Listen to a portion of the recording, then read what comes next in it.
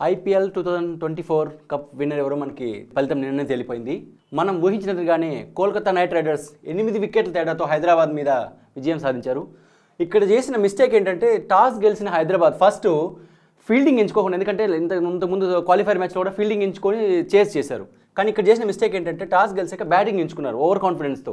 అంటే openers power ప్లేలో భారీ స్కోర్ నమోదు చేస్తారనే కాన్ఫిడెన్స్తోనే బ్యాటింగ్ ఎంచుకున్నారు. కానీ అభిషేక్ శర్మ 5 బాల్ 2 రన్స్ ఆడి హెడ్ అయితే డకౌట్ అయ్యారు. సో ఇక్కడ మెయిన్ హైదరాబాద్ ఓడిపోవడానికి ముఖ్యమైన కారణం Mitchell Starc, Kolkata speed bowler. ఎందుకంటే 25 కోట్లు పెట్టి ఇతను కొన్నామని అతని మీద ట్రోల్స్ వచ్చిన దానికి అతను గత 3 మ్యాచెస్లో ప్రూవ్ చేసుకున్నాడు. సో నెక్స్ట్ వచ్చిన త్రిపాఠి కానీ మార్కమ్ అండ్ మన తెలుగు క్రికెటర్ నితీష్ రెడ్డి. ఎందుకంటే గత 14 మ్యాచెస్లో అల్టిమేట్ ఆల్రౌండర్ పర్ఫార్మెన్స్ ఇచ్చిన నితీష్ రెడ్డి నిన్న ఓన్లీ 13 పరుగులకే వెనుదిరిగాడు. సో క్లాస్గా మోస్ట్ సిక్సర్స్ కొట్టిన, ఈ సీజన్లో మోస్ట్ సిక్సర్స్ కొట్టిన క్లాసన్ నిన్న ఫెయిల్యూర్ అని చూడొచ్చు మనం.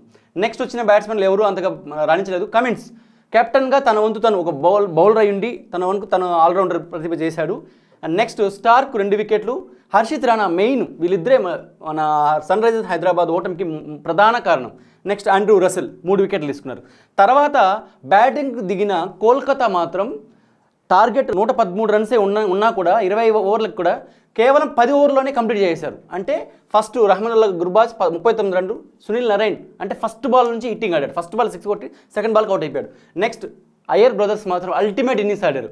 సో ఫైనల్గా మనం ఆల్రెడీ అనుకున్నట్టు ప్రకారమే పాయింట్స్ టేబుల్ ఎలాగైతే ముందు ఉండి ఫైనల్కి వెళ్ళారో అంత సేమ్ అలాగే నిన్న సన్ రైజర్ని ఓడించేసి 3వ కప్పు గెలిచారు. నెక్స్ట్ టైం అయినా మన సన్ రైజర్స్ హైదరాబాద్ మాత్రం ఖచ్చితంగా ఇదే పర్ఫార్మెన్స్ తీస్తూ ఖచ్చితంగా కప్పు గెలవాలని ఆశిద్దాం. జై హింద్.